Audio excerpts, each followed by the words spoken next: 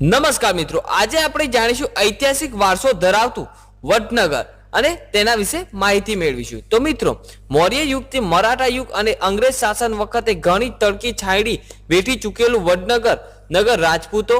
માલાવા, સૌરાષ્ટ્રને જોડતી એક મહત્વની સાંસ્કૃતિક અને વ્યાપારિક કેન્દ્ર હતું, જે આજે પણ ગૌરવપૂર્વક ભૂતકાળના આધારે તેજસ્વી